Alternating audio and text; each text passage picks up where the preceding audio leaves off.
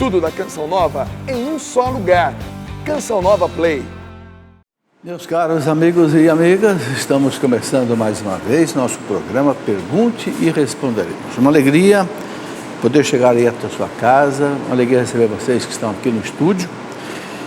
Vamos começar então pedindo a Deus a sua graça e a sua bênção para esse programa, através da intercessão de Nossa Senhora. Em nome do Pai, e do Filho, e do Espírito Santo. Amém. Ave Maria, cheia de graça, o Senhor é convosco. Bendita sois vós entre as mulheres, e bendito é o fruto do vosso ventre, Jesus. Santa Maria, Mãe de Deus, rogai por nós, pecadores, agora e na hora de nossa morte. Amém. Glória ao Pai, ao Filho e ao Espírito Santo, como era no princípio, agora e sempre. Amém. São José, rogai por nós. Em nome do Pai, do Filho e do Espírito Santo. Amém. Quero saudar o casal que está aqui, de Vitória da Conquista, na Bahia. Sejam bem-vindos, uma alegria recebê-los todos aqui. E eu quero começar o programa mostrando esse livro do Márcio Mendes, Uma Maneira de Salvar o Seu Lar. Sabe, todas as famílias têm problemas, não é? Algumas brigas, alguns desentendimentos, às vezes ciúmes, invejas, discussões. É difícil encontrar uma família onde haja paz absoluta.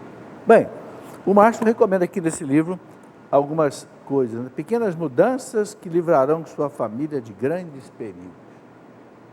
Fazer Deus entrar na família, né? Fazer entrar a oração, fazer entrar as virtudes cristãs, né? É o que o Márcio recomenda aqui. Vale a pena ler, você pode adquirir pelo telefone da Canção Nova, 12 31 86 2600, ou você pode entrar aí também, loja.cançãonova.com, adquirir. Hoje se faz muita compra pela internet, facilita, chega na sua casa com rapidez.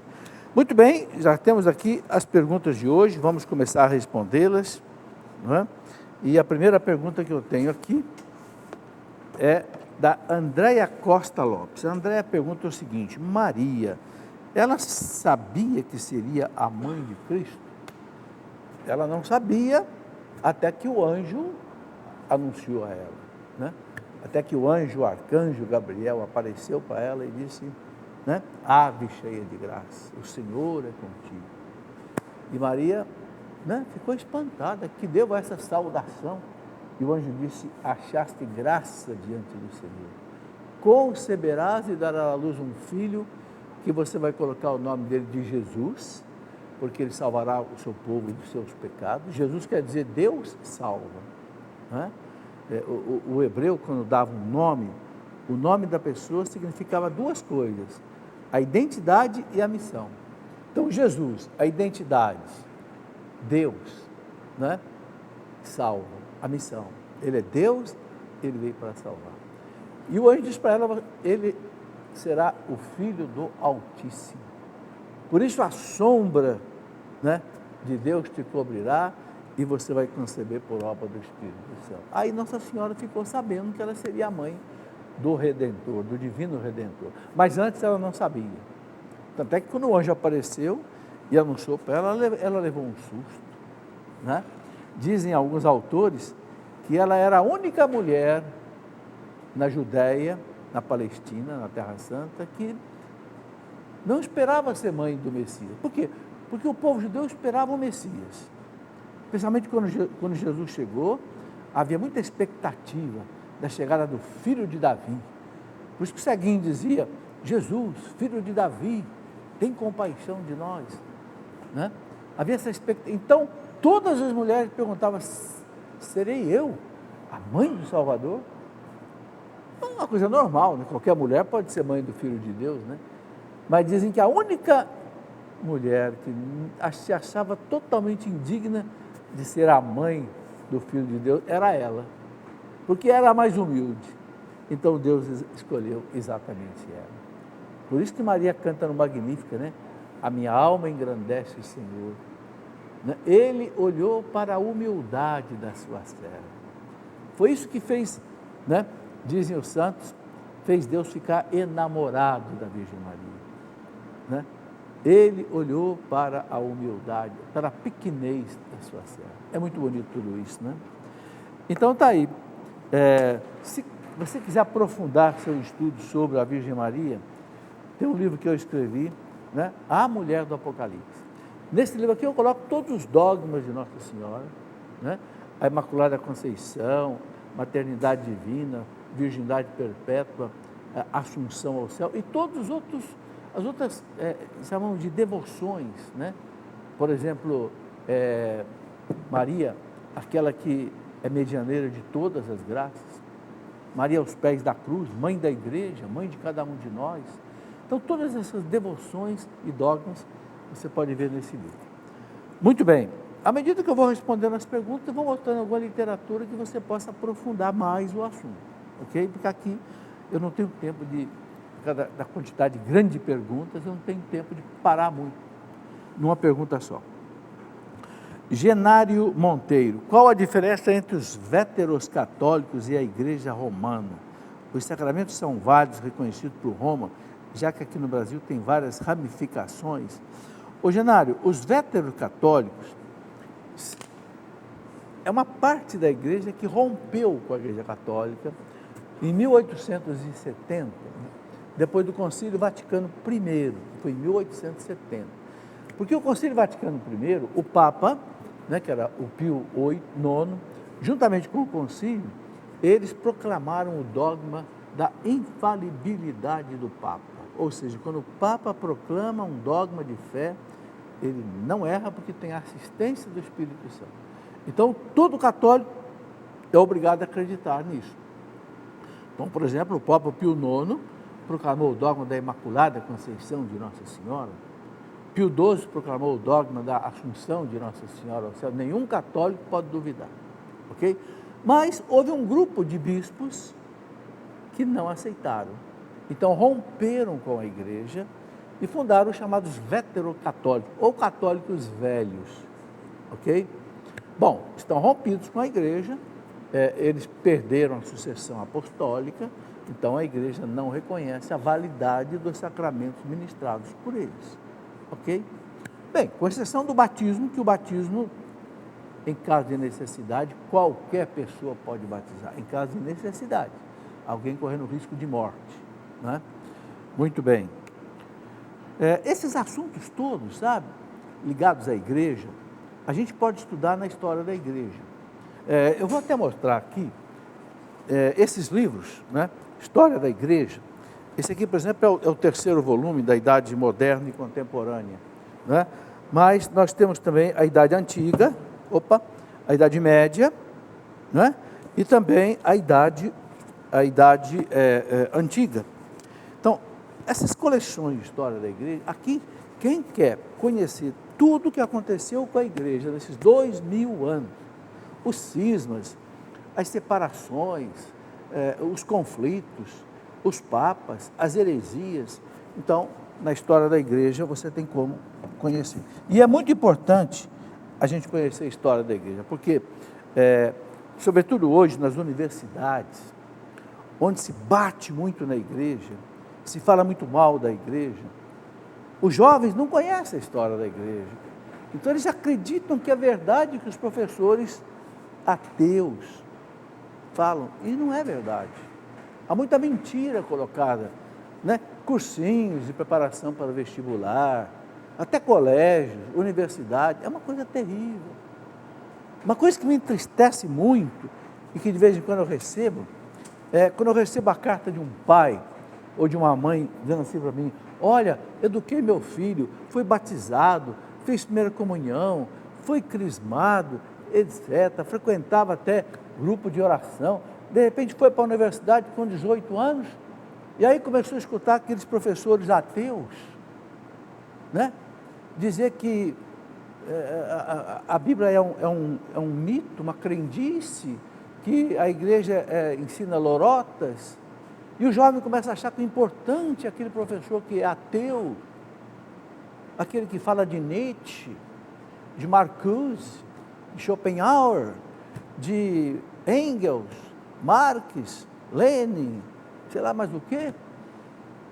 E o jovem volta para casa ateu. dizendo para o pai e para a mãe que não quer mais saber de Deus, não quer mais saber de igreja, não quer mais saber de confissão, não quer saber de Eucaristia, não quer saber de mais de missa. Que coisa terrível. Que destruição na vida de um jovem, né? Isso acontece muito nas universidades. Por isso é importante conhecer a história da igreja, sabe? Especialmente a juventude cristã, para que você não seja enganado. Muito bem, um outro livro que ajuda muito a gente conhecer a igreja está aqui, ó, A Minha Igreja. Por que eu escrevi esse livro? Para exatamente explicar essas coisas. Quem é a nossa igreja? O que é a igreja una, santa, católica, apostólica, né? Enfim, sabe, nós precisamos ser cristãos católicos convictos da nossa fé, né? O Papa Bento XVI dizia que o maior problema dos católicos é a ignorância religiosa. O católico não conhece a doutrina da fé que ele professa. Vai à missa sem saber direito o que é a missa. Batiza seu filho sem saber direito o que é o batismo. Vai ser crismado, não sabe direito o que quer dizer a crisma, né? Não pode, né? É preciso a gente ter essa formação. Muito bem, Antônio Carlos pergunta o seguinte: se Deus sabe das coisas antes delas acontecerem, por que mesmo assim criou o anjo que se tornou o diabo? Seria o diabo um erro cometido por Deus? Ou Deus o criou já com esse propósito? Vamos por partes. Como dizia o Jack Stripador, vamos por partes. Primeiro, Deus não erra. Deus é absoluto na sua perfeição. Ok? Então vamos excluir logo essa questão. Será que Deus errou? Não, Deus não erra. É que nós não temos condições de entender toda a lógica de Deus. A nossa cabeça é pequenininha. Nossa inteligência é desse tamaninho. A inteligência de Deus é infinita. Ok? Por que Deus criou o anjo maravilhoso, Lúcifer? Porque Deus quis que o Lúcifer participasse da felicidade dele. E deu a Lúcifer toda a glória e toda a honra. Só que o Lúcifer caiu na soberba, por conta própria. Ele quis ser como Deus. Esse foi o pecado dos anjos. Ele não se aceitou simplesmente ser um anjo de luz. Não, eu quero ser Deus. Só que ninguém pode ser Deus. Deus é só Ele. Ok? E a partir disso, que ele não pôde ser como Deus, se revoltou contra Deus, se rebelou contra Deus e se rebelou contra nós também. Porque nós somos criaturas de Deus. Por isso que ele foi lá no paraíso tentar o Adão e Eva. Jogar Adão e Eva contra Deus. Por quê? Porque Satanás é o grande inimigo de Deus e dos homens, que são filhos de Deus. Ok? Agora, Deus não erra, meus irmãos. Se Deus fez assim, nós temos que dizer amém. É porque assim era melhor. Não é porque ele criou um anjo que ele queria que virasse diabo. Pelo amor de Deus. Entendeu? Nós não podemos desconfiar do poder, da sabedoria e da perfeição de Deus. Nós não entendemos profundamente esse mistério. Como é que pode um anjo de luz, de repente, se torna um anjo das trevas? O catecismo da igreja diz, por própria culpa dele. Ok? Assim como nós também. Não tem pessoas que amam a Deus profundamente e vão até a morte por causa de Deus, e não tem outro que odeia a Deus? Vai prestar culto a Satanás, nas igrejas de Satanás, que existe hoje em muitos lugares do mundo? É uma coisa. Deus nos deu a liberdade para que a gente o ame e faça o bem. Agora, se a gente usa mal a liberdade, o problema é de cada um. Muito bem. Mônica Aguiar. Eu e minha irmã somos católicas, porém minha irmã matriculou meu sobrinho de 6 anos em uma escola de outra religião, que não é católica. É errado por ser uma escola que professa uma fé diferente da fé católica?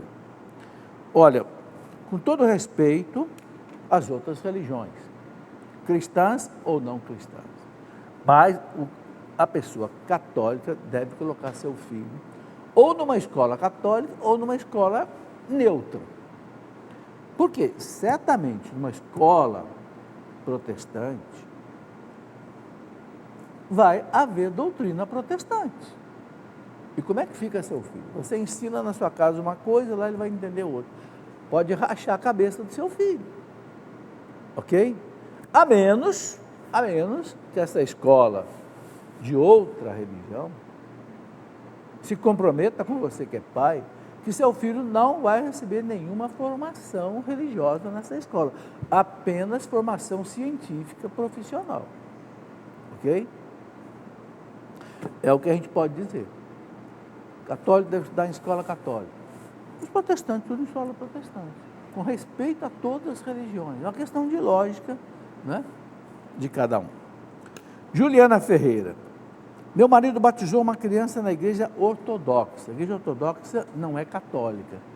A igreja ortodoxa foi outro rompimento com a igreja católica que aconteceu no ano de 1054, separou da igreja católica, um cisma que houve em Constantinopla, que é lá no Oriente. O patriarca de Constantinopla, que era o bispo de Constantinopla, que se chamava Miguel Cerulário, brigou com o Papa e separou do Papa. Criou a Igreja Ortodoxa. Ok? É essa a pergunta que a pessoa está fazendo. Né? Meu marido batizou uma criança na Igreja Ortodoxa. Eles têm todos os sacramentos e são válidos. Quando era solteiro, ele não participava da Igreja Católica e nem havia recebido os sacramentos. Ao longo dos anos, ele recebeu os sacramentos e perdeu o contato com a criança e com a mãe da criança. O apadrinhamento é válido? É válido. Por quê? Porque o batismo na igreja ortodoxa é válido. Assim como a confissão, a Eucaristia é válido. Só que nós católicos não podemos participar dos sacramentos na igreja ortodoxa. Por quê? Porque a igreja ortodoxa rompeu com a igreja católica. Então nós temos que receber os sacramentos na igreja católica. Ok? Então, esse batismo foi válido e o padrinho foi válido, ok? Ele deve ter contato apenas por causa do batismo? Não, pode ter contato por todos os motivos. O batismo foi válido, o sacramento foi válido, é padrinho da criança, não tem dúvida. Uma pessoa que pede para não ser identificada. Outro dia, ouvi uma pessoa consolando um amigo que perdeu um irmão por causa de suicídio. E dizia para a pessoa o seguinte: pense que seu irmão está no céu, porque o próprio Cristo também foi um suicida. Fiquei muito chocada. Isso não será heresia ou blasfêmia? Claro que é uma heresia. Jamais o Cristo foi um suicida. Suicida é aquele que tira a própria vida. Cristo não tirou a própria vida. Cristo foi preso, foi flagelado por outras pessoas, coroado de espinhos, foi crucificado pelos soldados romanos. Não foi ele que crucificou ele mesmo. Ah, mas ele permitiu que aquilo acontecesse. Uma coisa é você permitir. Os mártires foram à morte, por amor a Cristo. Permitiram a morte. Por quê? Porque não queriam negar a doutrina. Ou você nega a doutrina ou você vai morrer. Eu prefiro morrer. Isso não é suicídio. É o Cristo. Você é filho de Deus? Sim, sou filho de Deus. Vai morrer? Morro. Pilatos perguntou para ele: você é o rei dos judeus? Sim. Você não sabe que eu tenho autoridade para te soltar ou te prender? Sei. Mas eu sou filho de Deus, eu sou rei, sou rei. Aí gritaram para Pilatos: nós temos uma lei. A nossa lei diz que aquele que disser que é Deus está blasfemando, tem que morrer. Crucificam. O Cristo não pediu para morrer. O Cristo foi morto agora. O Cristo foi mártir. Ele aproveitou a morte dele, que tem um valor infinito diante da justiça divina, para nos libertar dos nossos pecados. Ok? Então não se trata de um suicídio, pelo amor de Deus. Realmente está completamente errada a colocação que a pessoa fez. Com relação ao suicida, o que diz o nosso catecismo da Igreja Católica? Que nós devemos rezar pela pessoa que suicidou. Não devemos pensar assim, não, porque ela suicidou, ela vai para o inferno. Não. Porque o catecismo fala bem claro. Pode ser que a pessoa esteja num estado de depressão profunda. Pode ser que a pessoa esteja numa angústia insuperável. Então, ninguém pode dizer que um suicida está condenado por Deus. Não, nós temos que rezar pela alma dele. É o que o catecismo recomenda, ok? Gelsumina Titonelli. O que a Igreja Católica diz sobre a posse de armas de fogo por civis? Ela aceita ou não? Veja, a Igreja aceita o Gelsumina se estiver dentro da lei. O que a lei do Brasil diz? Bom, há pessoas que podem ter porte de arma ou posse de arma. São duas coisas diferentes. O que é o porte de arma? Porte de arma é que a pessoa pode usar a arma o tempo todo, em qualquer lugar que ela for. Pode. Mas, claro, isso aí é uma exigência muito grande. É para policiais, agentes de segurança, detetives. É a chamada porte de arma. Se a pessoa tem autorização legal, então a Igreja concorda, porque ela está cumprindo uma missão de fazer a justiça, porque a justiça, a violência, a força só pode ser usada a serviço da justiça. É o caso do militar, do soldado, da polícia, etc. Ele tem porte de arma. O policial, mesmo que ele esteja fora de serviço, a paisana, ele pode usar a arma, porque ele tem porte de arma. Agora, a posse de arma, veja bem, são duas coisas, porte e posse. A posse de arma é para você poder tua arma em casa, você não pode andar com ela na rua, mas você pode ter em casa. Também há um processo para que a polícia autorize. Olha, eu moro num lugar muito perigoso, toda hora eu sou assaltado. Então, pode ser que a polícia autorize você ter a arma. Ter posse, não porte. Então, veja bem, o que a Igreja concorda? A Igreja concorda com aquilo que está na lei. Ok? Não é qualquer um poder ter arma de qualquer jeito, de jeito nenhum. É tudo registrado, ou o porte, ou a posse da arma. Joelisa Santos. Tenho o costume de fazer o sinal da cruz na testa de bebês e crianças que ainda não aprenderam a pedir a bênção. E digo, Deus te abençoe.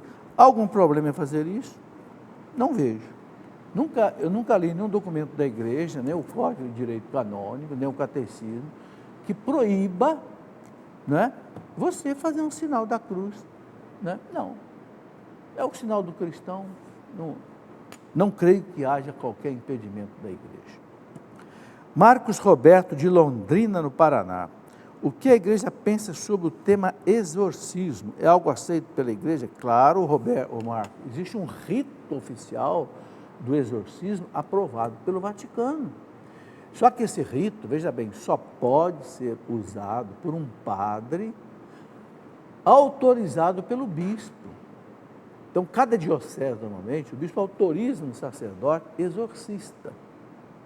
Então, tem que ser, claro, o bispo vai escolher um padre que seja sábio, douto, santo, porque enfrentar o diabo não é fácil não, né?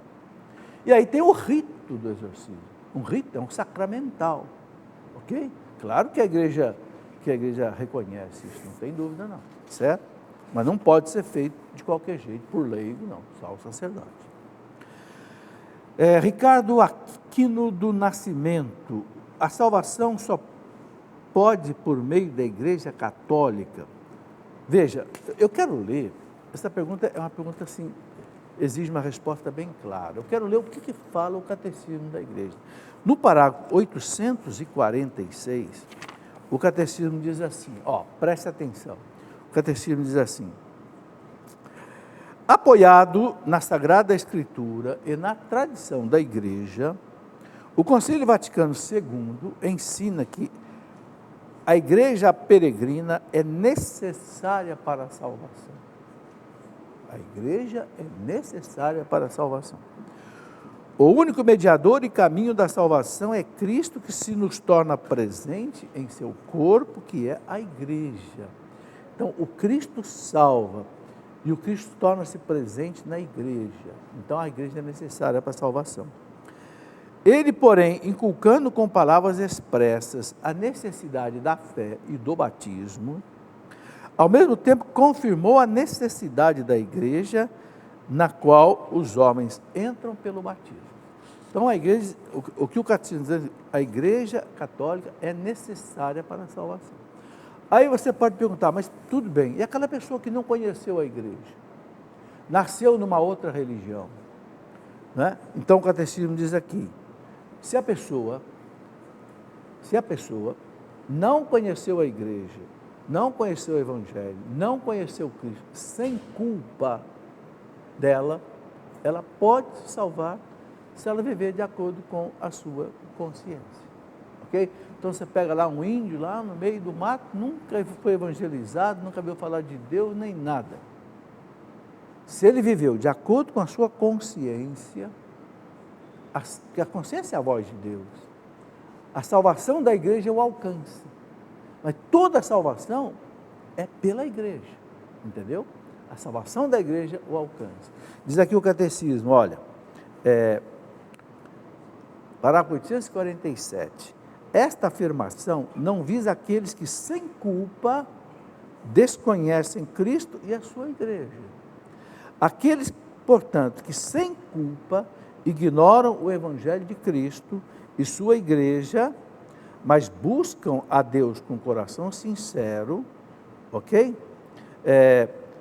E seguindo a sua vontade conhecida por meio da consciência, podem conseguir a salvação eterna, ok? Agora, veja bem, o catecismo fala aqui também o seguinte, não podem salvar-se aqueles que, sabendo que a Igreja Católica foi fundada por Deus, por meio de Jesus Cristo, como instituição necessária, apesar disso, não quiserem nela entrar ou nela perseverar. Então, o catecismo está dizendo, se a pessoa sabe que a igreja é necessária para a salvação, devo receber o batismo, ela sabe disso, mas ela rejeita, então o catecismo fala, ela está rejeitando a salvação. Diferente daquela pessoa que nunca conheceu a igreja, nunca conheceu Cristo e que pode se salvar, não é? Por causa da sua ignorância, vamos dizer assim. Mas aí a igreja recomenda o quê? Cristo recomenda para a igreja, ide evangelizai todos os povos, batizai em nome do Pai, do Filho e do Espírito Santo, quem crer e for batizado será salvo. Essa é a missão da igreja. Não é porque alguém pode se salvar na ignorância que a igreja vai deixar a pessoa na ignorância. Não. Vejam quantos e quantos missionários foram para a África, para a Ásia, aqui para o nosso Brasil. São José de Anchieta, Padre Manuel de Nóbrega, quantos e quantos missionários enfrentaram índios, muitos morreram nas mãos dos índios para evangelizar. Essa é a missão da igreja, evangelizar todos os povos. Levar a graça do batismo, que custou o sangue de Cristo, para a salvação de todos. O padre José de Anchieta, aqui no Brasil, ele andava às vezes 20, 30 quilômetros no meio da mata para batizar um índiozinho que estava prestes a morrer, para que aquele índiozinho morresse com o batismo. É impressionante. Eu escrevi um livro sobre a vida do José de Anchieta. Um livro, vale a pena conhecer, vale a pena ler, ver a grandeza desses homens. Muito bem, Loane Garcia, outra pergunta. Quando uma pessoa morre, o anjo da guarda dessa pessoa passa a cuidar de outra pessoa? Ô Loane, não sei, porque eu nunca li isso em nenhum documento da igreja. Olha que eu procuro ler tudo que é documento da igreja. Então, eu não vou dizer uma coisa que eu não tenho certeza. Se a pessoa morreu, aquele anjo não tem mais aquela missão de acompanhar a pessoa na vida. Se esse anjo vai assistir uma outra pessoa ou não, não sei. Pode ser que sim, pode ser que não. Aí depende de Deus, né? A gente não pode afirmar aquilo que a gente não sabe, ok? Bom, vamos fazer o nosso intervalo e a gente volta depois, que vai ser bem rápido, para responder as perguntas que chegaram por e-mail e que vão estar aqui no nosso plasma, ok? Espere aí que é bastante rápido o intervalo. Muito bem, já de volta com o nosso programa Pergunte e Responderemos. É um programa bem simples, você faz a sua pergunta e nós respondemos, ok? Eu gosto de lembrar sempre o seguinte, quando é uma pergunta que tem resposta nos documentos da igreja, a gente responde de acordo com os documentos da igreja, claro. Mas quando é uma pergunta que não tem uma resposta nos documentos da igreja, eu dou uma opinião, certo?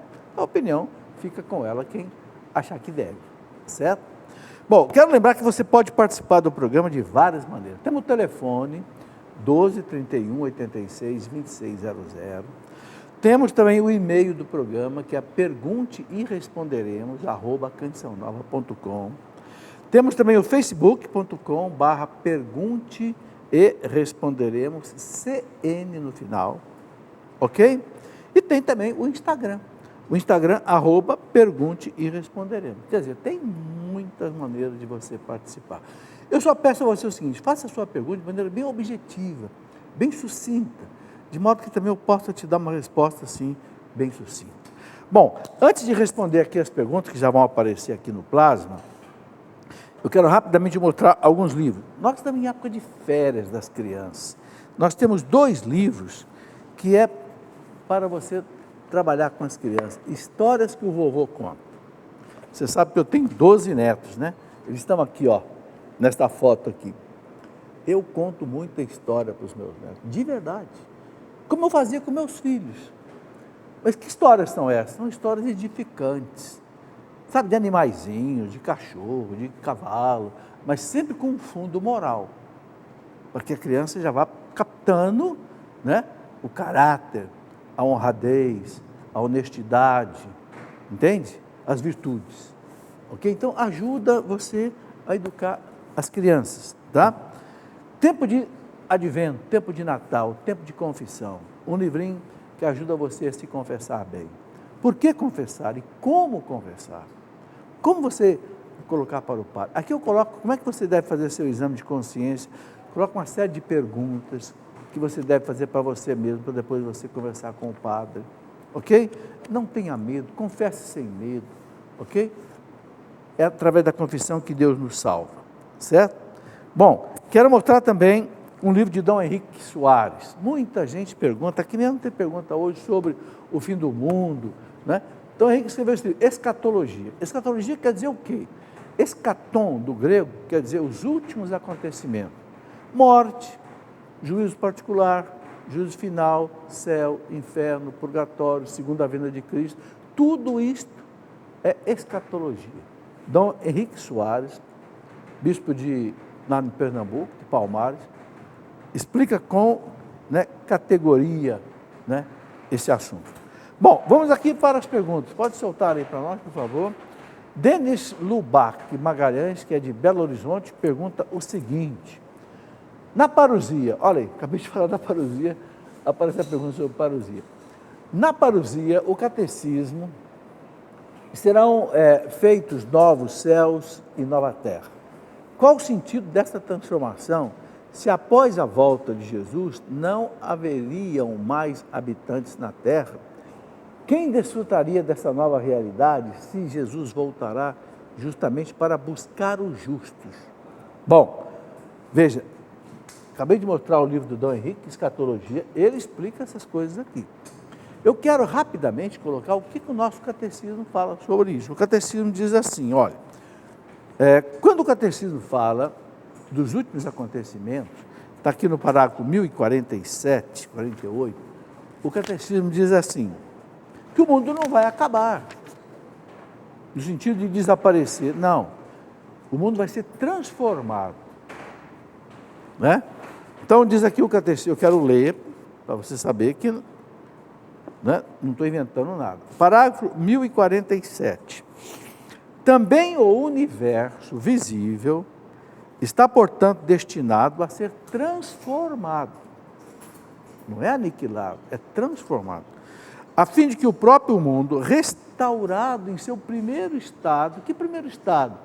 O paraíso terrestre, como ele saiu da mão de Deus, sem pecado, sem mal, sem sofrimento, sem morte. Ok? A fim de que o próprio mundo, restaurado em seu primeiro estado, esteja sem mais nenhum obstáculo a serviço dos justos. Ou seja, os justos viverão nesse novo céu e nessa nova terra, participando de sua glorificação em Cristo. Só que a igreja não sabe como é que vai ser isso. Então o catecismo diz aqui o seguinte, olha, veja bem, ignoramos o tempo da consumação da terra, dessa transformação da terra e da humanidade. A igreja ignoramos, não sabemos. E desconhecemos a maneira de transformação do universo. Ou seja, o universo será transformado. Mas o catecismo diz aqui no parágrafo 1048, né? Desconhecemos a maneira de transformação do universo. Ninguém sabe. E ninguém arrisca dizer. Porque se a igreja diz que não sabe, cala a boca. O que a igreja não sabe, ninguém sabe. Se você quiser arriscar dizer alguma coisa, você vai falar bobagem. Não fale. Passa certamente a figura desse mundo deformada pelo pecado, mas aprendemos que Deus prepara uma nova morada e nova terra. E nova terra, está escrito aqui. Nela reinará a justiça e sua felicidade irá satisfazer e superar todos os desejos de paz que sobem aos corações dos homens. E tem uma referência aqui, 1832, Gaudium et Spes 39.1, que é do Concílio Vaticano II. Então, é claro que o mundo, Deus não vai jogar esse mundo fora. Esse mundo que Ele deu ao homem a inteligência e as mãos para o homem construir, Deus não vai jogar tudo isso fora. Você joga fora as coisas boas que você faz? Não. Aquela coisa boa que você faz, você guarda. Não é? Deus também. Só que o pecado estragou a obra de Deus. Então Deus vai renovar tudo isso quando o pecado for retirado. Então haverá novos céus e nova terra. Agora, não sabemos como é que vai acontecer isso. Mas sabemos que vai acontecer. Isso é o mais importante. Bonito, né? Vamos lá, vamos em frente. Isabelle Oliveira gostaria de saber o que a igreja pensa sobre as revelações e visões de Ana Catarina Emmerich. O livro Confissões do Inferno é realmente de Padre Gabriele Amorth? Bom, são duas perguntas.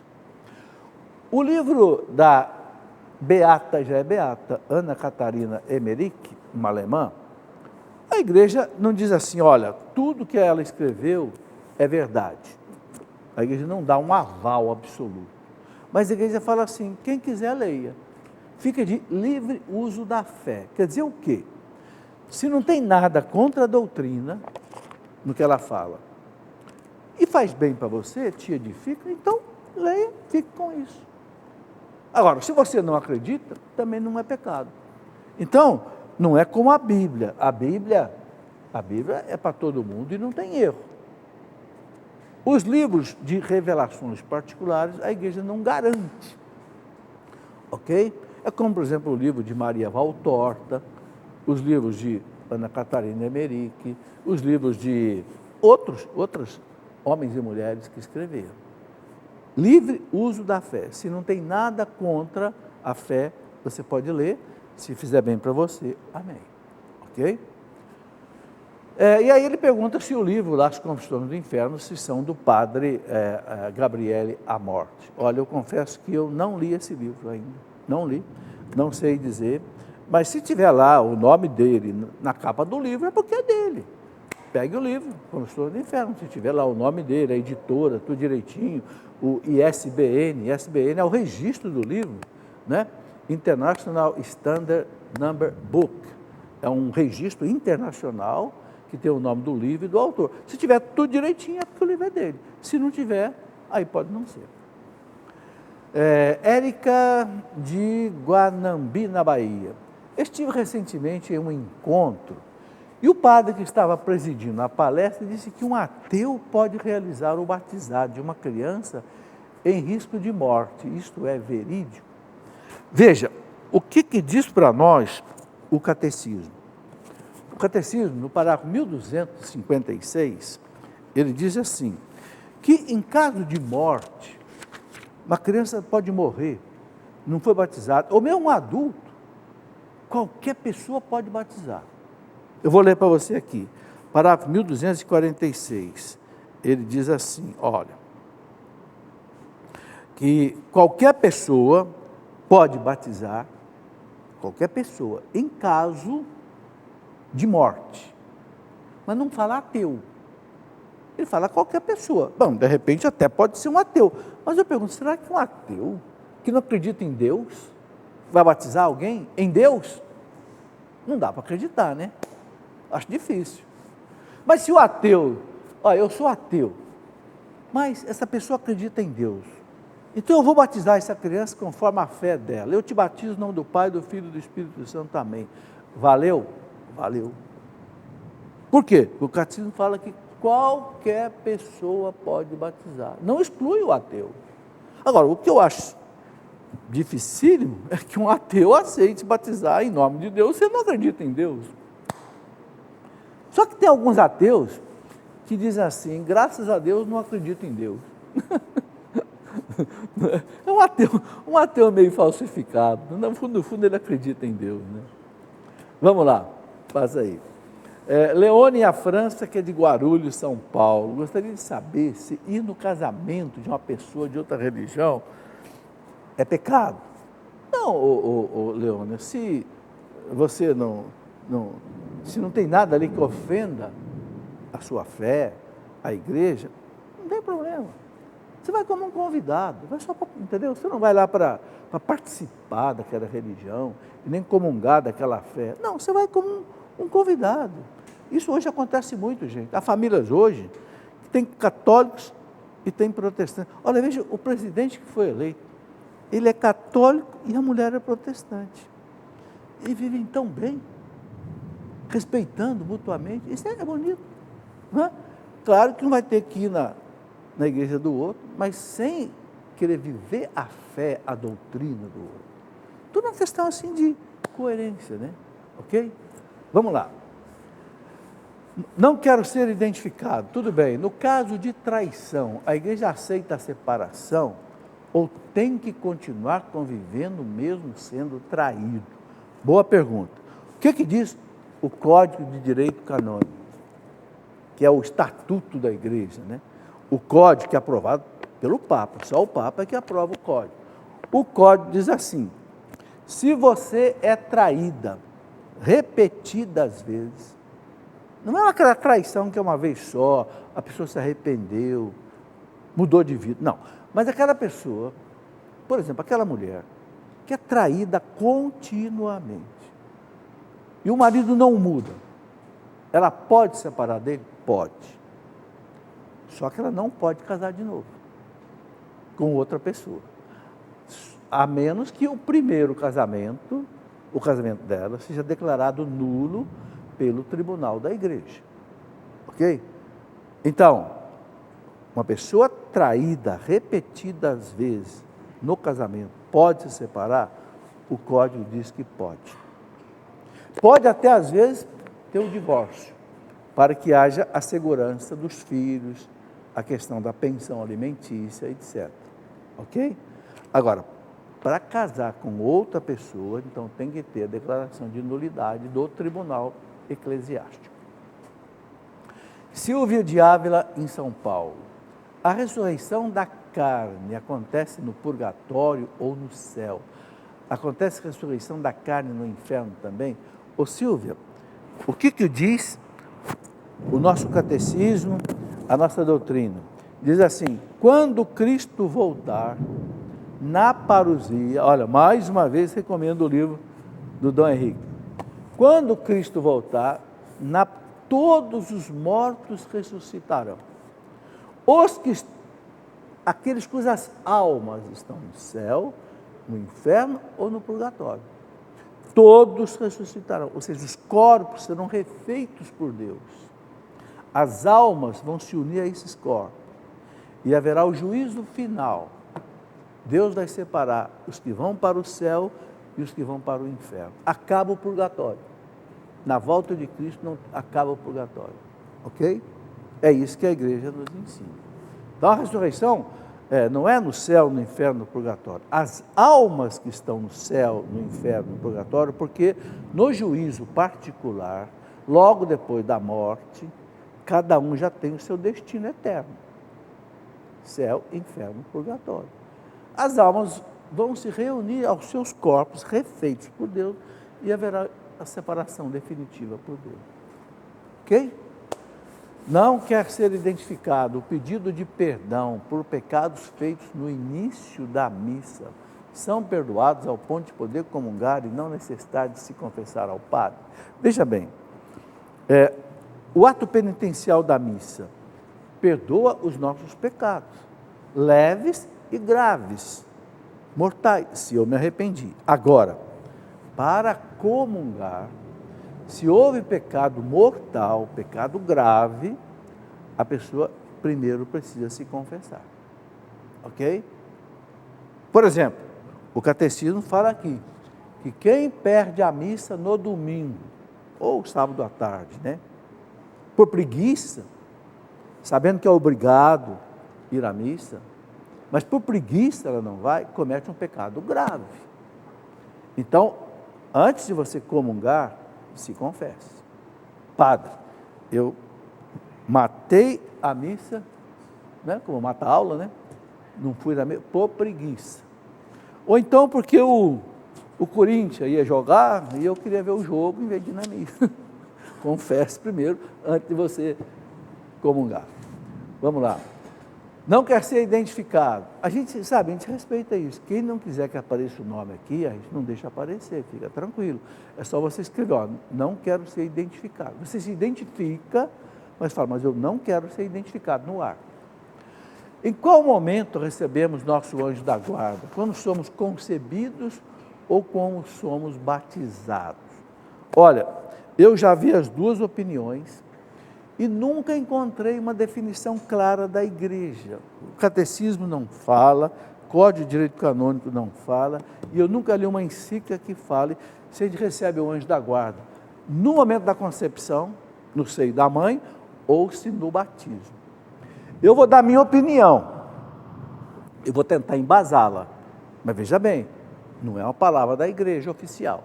Eu penso que a criança recebe o anjo da guarda no batismo. Por quê? Porque o anjo pertence à igreja e a criança começa a fazer parte da igreja no batismo. Ah, mas uma criança que não está na igreja pode ter a proteção do anjo da guarda? De repente pode. Eu não estou dizendo que não pode, eu estou dando aqui uma opinião. Quando não é uma palavra oficial da igreja, eu digo não sei. No fundo, eu não sei. Eu digo assim, acho mais lógico que seja a partir do batismo. Mas se a igreja disser não, é a partir da concepção, amém, aleluia. Quem manda é a igreja, não sou eu. Não quer ser identificado. Na Bíblia, em diversas passagens, deixa claro que o Senhor perscruta nossos corações. É verdade, Deus ouve os nossos pensamentos, conhece os nossos pensamentos mais íntimos, é verdade. Assim fica a dúvida, o demônio tem um poder de sondar os nossos pensamentos, ele pode interferir em nossos pensamentos, conduzi-los ao pecado. Não é que o demônio, ele saiba o nosso pensamento, ele não sabe, porque ele não é onisciente. Deus é onisciente, Deus sabe. Por que os santos sabem os nossos pensamentos? Os anjos podem saber os nossos pensamentos, a Virgem Maria pode saber. Por quê? Porque estão ligados em Deus, estão em comunhão com Deus. Então, pela comunhão com Deus, pelo poder de Deus, quando você reza uma Ave Maria, sem falar uma palavra, oração mental, Nossa Senhora sabe. Você reza a oração do anjo da guarda mentalmente, o anjo sabe. Por quê? Porque Deus sabe e o anjo fica sabendo através de Deus. Mas o demônio não está em Deus, então ele não sabe. O demônio não sabe o seu pensamento. Agora, ele é esperto para burro. Ele te tenta, observando você, vendo como é que você age, vendo as coisas que você faz, vendo as suas fraquezas, ele vai ali. Ah, estou vendo, aquele cara ali é um comilão, então eu vou tentar ele na gula. Ah, estou vendo aquele ali é meio mulherengo. Não pode ver uma mulher que já vai atrás. Ah, então eu vou aí, ó. Eu vou na luxúria. Você entende? Não é que o demônio saiba o nosso pensamento. Ele nos observa. São Pedro fala o quê? Ele nos ronda como um leão buscando a quem devorar. Se você abre a porta, ele entra. E qual é a porta que você abre? A porta do pecado. Por isso que Jesus fala, vigiai e orai. Quando você vai dormir, você fecha bem a sua casa. Liga o alarme da casa. Vigia. Não é? E reza também antes de dormir. Não é assim? Então, na vida também é assim. Vigiai e orai. Né? Porque o demônio, ele é um anjo. Ele tem poderes que nós homens não temos. Mas Deus nos protege contra ele. O anjo da guarda, a Virgem Maria, né? Os anjos. Isadora Rodrigues gostaria de saber qual o posicionamento da igreja em relação ao vegetarianismo, veganismo, e quanto aos testes em animais. Ô Isadora, a igreja não é contra quem é vegetariano. Quem quiser ser vegetariano, tudo bem. Quem quiser comer carne, coma. Os testes com os animais, a igreja aceita. Eu quero ler aqui o que a igreja fala, o catecismo fala sobre os animais. Tá? Aqui no parágrafo 2417, o catecismo fala sobre os animais. É importante a gente saber o que a igreja pensa. Eu posso comer uma carne de frango, de vaca? Pode. Eu posso usar o animal para fazer experiências, para testar um medicamento? Pode. Então, eu quero ler o que está escrito aqui, ó. Parágrafo 2417. Deus confiou os animais à administração daquele que criou a sua imagem, ou seja, ao homem. Deus criou o animal para o homem. É, portanto, legítimo servir-se dos animais para a alimentação. Então, você pode matar o animal para comer. Não pode matar para judiar, não pode matar para jogar fora. Mas para comer, pode. Olha aqui. É, portanto, legítimo servir-se dos animais para a alimentação e a confecção de roupa. Ué, assim está feito do couro de vaca? Pode ser feito. Casacos de couro, de couro, então pode ser feito. Podem ser domesticados para ajudar o homem em seus trabalhos e lazer. Então você pode ter o cachorro, pode ter o cavalo, pode ter o burro, tá? Os experimentos médicos e científicos em animais são permitíveis moralmente, admissíveis, se permanecerem dentro dos limites razoáveis e contribuírem para curar ou salvar vidas humanas. Então, os cobaias podem ser usados? Pode. O ratinho, o coelhinho, para testar um medicamento antes de testar no homem? Pode também. Agora, o que a igreja recomenda é não judiar do bichinho sem necessidade, ok? É isso aí. Bom, chegamos ao final do programa, agradeço vocês que nos acompanharam pela televisão até agora, vocês que vieram aqui participar ao vivo, ok? E estaremos aí uma outra oportunidade, se Deus quiser. Deus seja louvado. Tudo da Canção Nova em um só lugar. Canção Nova Play.